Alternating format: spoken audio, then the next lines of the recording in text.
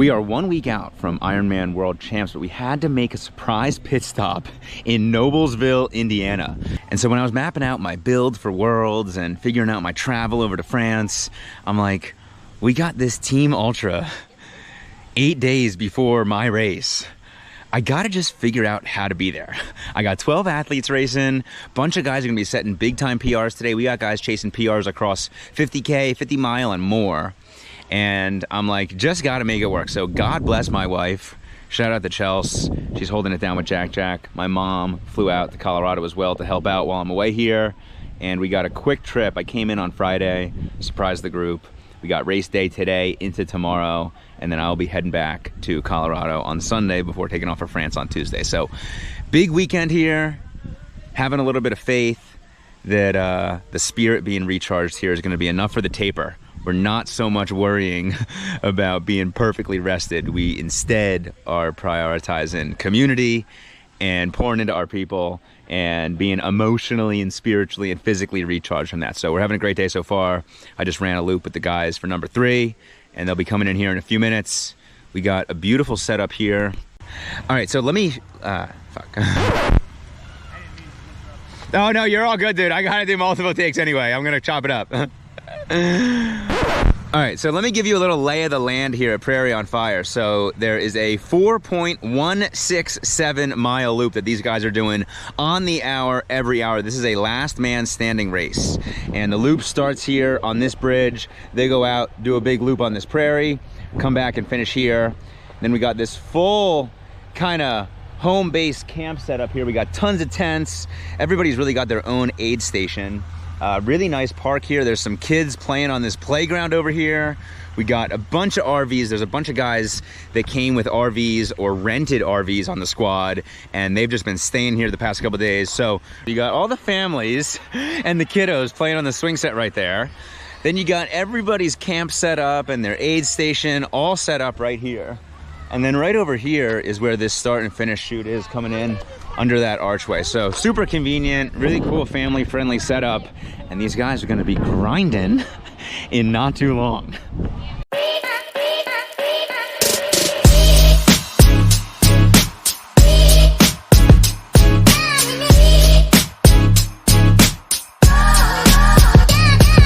Boom, number 4.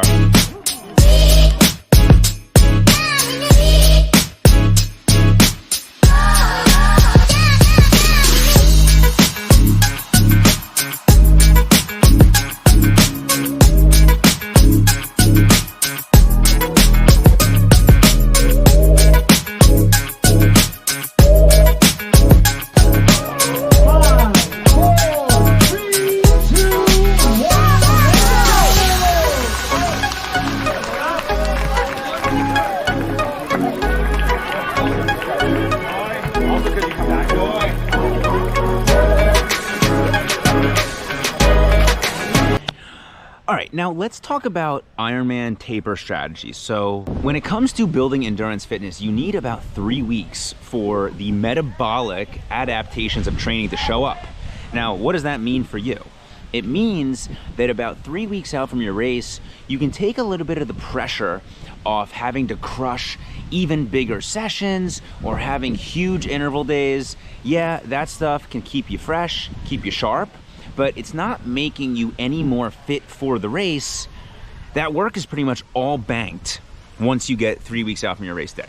Now, how long do I think about an Ironman taper? I think about it as around a week to 10 days.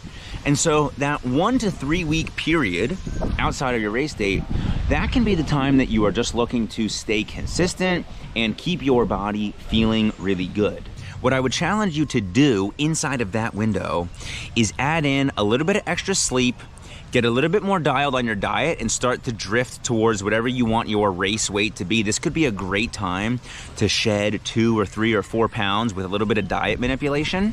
And it is also the time to make sure that the rest of your life is staying in place as you are about to do your big race that you've been thinking about all year long.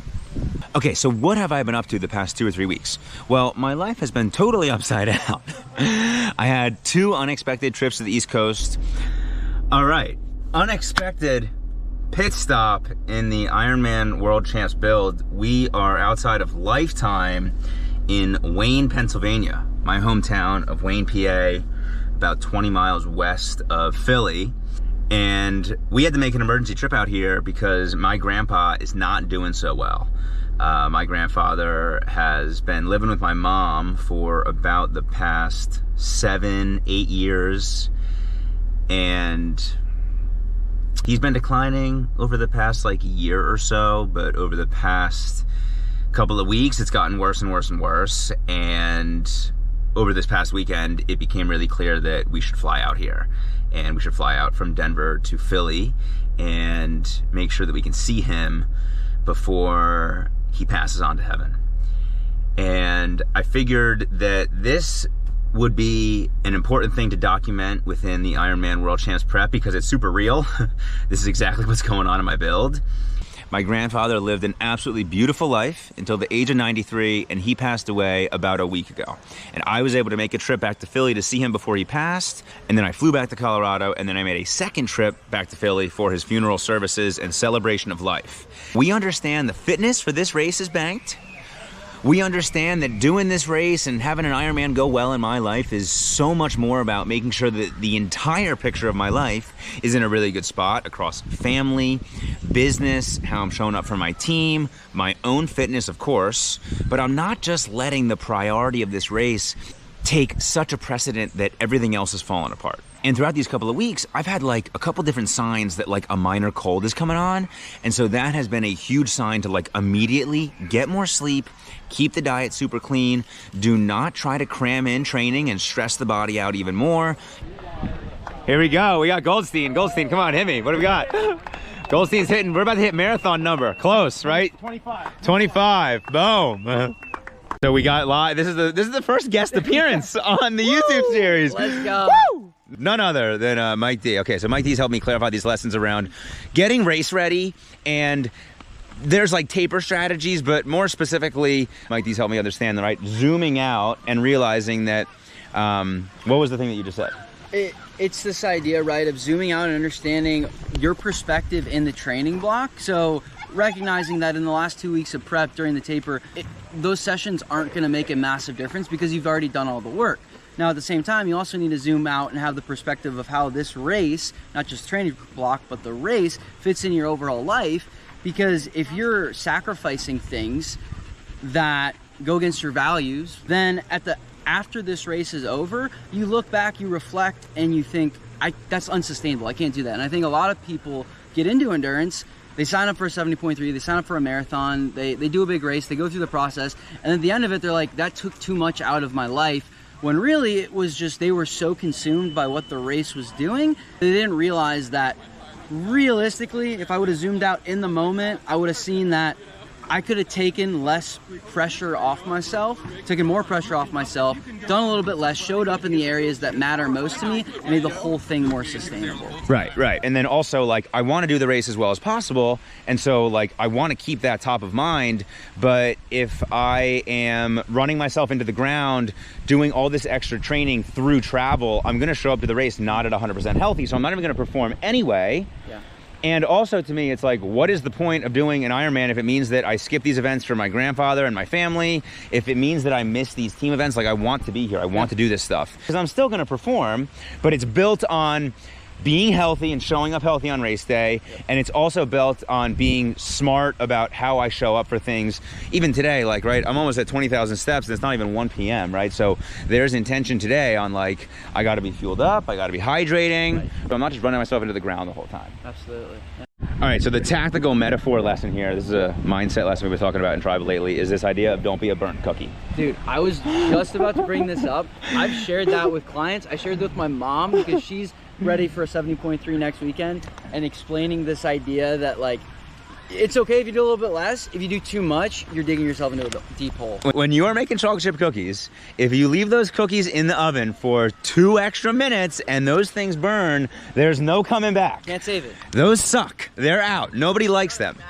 If you are baking chocolate chip cookies and you pull them out of the oven 2 or 3 minutes early, you still got warm cookie dough. Who doesn't love warm cookie? Who doesn't love warm cookie dough? And when we're thinking about that for race preparation, it's like the highly motivated athlete with some race experience. They've got skills on execution. They don't need the perfectly optimized training to still have their best day and most successful race. And so that rounds out the idea, right? Don't be a burnt cookie. It's cool to be warm cookie dough. Yeah. It is cool to be warm cookie dough.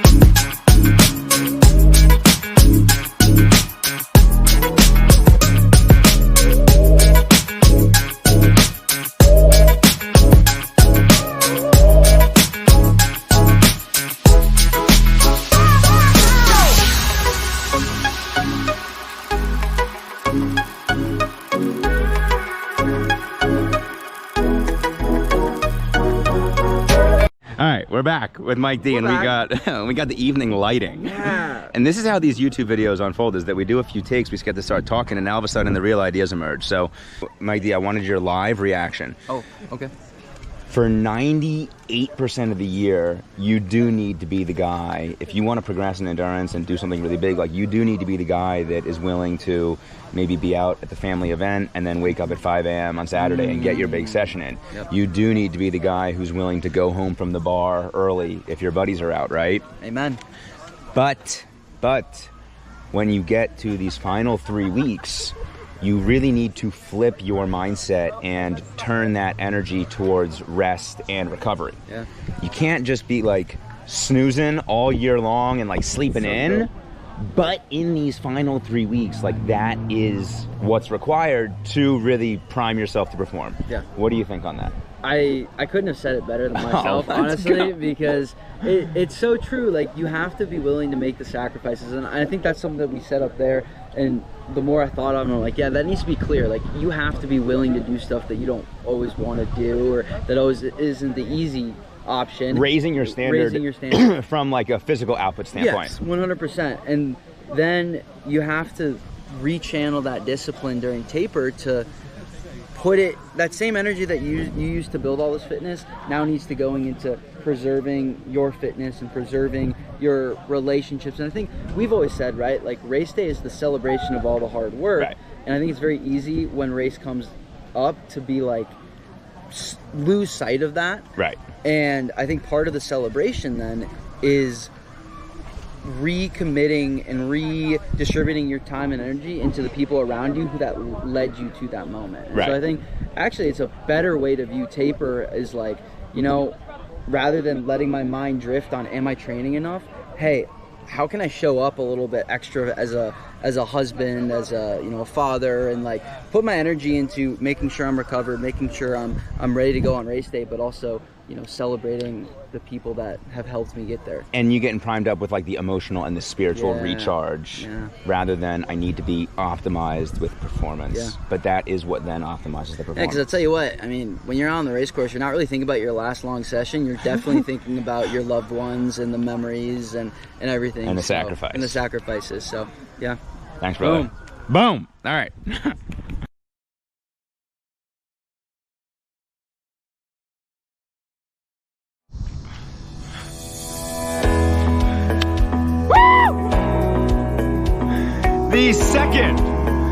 The second that I landed in Denver, all my fatigue washed away. There is truth to getting through the emotional weight, the angst. You get through the storm, and oh man, eyes. Now all I got ahead of me is Ironman World Champs. I am through the family travel. I'm through the team race. I've been all concerned on my sleep, my diet. My voice is getting a little hoarse just because I'm rowdy right now. But I feel I'm on like 2 hours of sleep. Came right from the airport to the gym. I'm like, I want to get a pump in. Let's go. And so I'm feeling good. Feeling good. Ironman World Champs, 7 days out. It has all worked out.